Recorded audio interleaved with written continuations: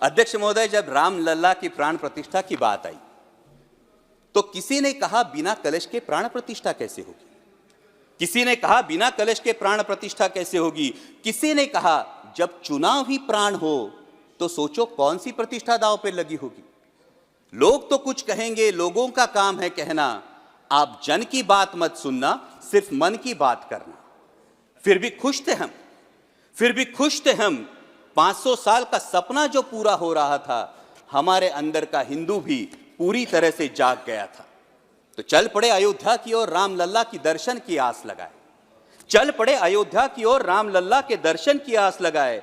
जो सामने नजारा देखा वो देखकर दंग रह गए। वो 3 मंजिलें, 400 खंबे, 32 सीढ़ियां, जय श्री राम का नारा लगाते हुए हम सीढ़ियां चढ़ने लगे। रामलला से क्या गुहार लगाए ये सोचने लगे।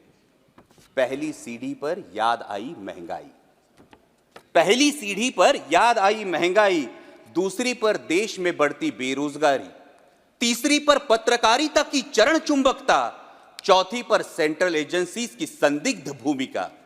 हर सीढ़ी पर कुछ न कुछ याद आ रहा था, हर सीढ़ी पर कुछ न कुछ याद आ रहा था।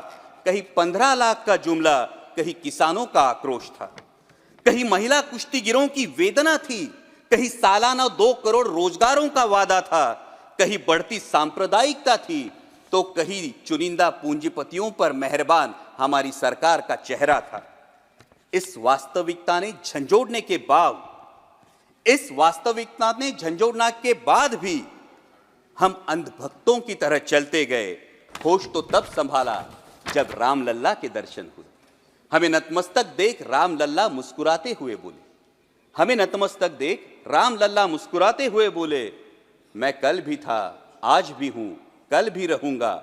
जितना इस मंदिर में हूं उतना ही तुम्हारे मन में रहूंगा। लेकिन याद रखना हमेशा मैंने त्रेता युग में रामराज जलाया था, तुम कलियुग में जीते हो जहां संविधान ने गणराज जलाया है। धर्म समाज का किनारा जरूर है, धर्म समाज का किनारा जरूर है, लेकिन देश एक बहती धारा है। किनारे को धारा के बीच में लाया तो प्रवाह अड़ जाता है, प्रगति के पथ से हट जाता है। इसलिए धर्म का ठेकेदार नहीं, पहरेदार बनना चाहिए। इसलिए धर्म का ठेकेदार नहीं, पहरेदार बनना चाहिए। तुम रहो न रहो, वो रहे न रहे, ये देश रहना चाहिए, देश का संविधान रहना चाहिए, देश का लोकतंत्र रहना चाहिए, ये देश रहना चाहिए। जय हिंद, धन्यवाद।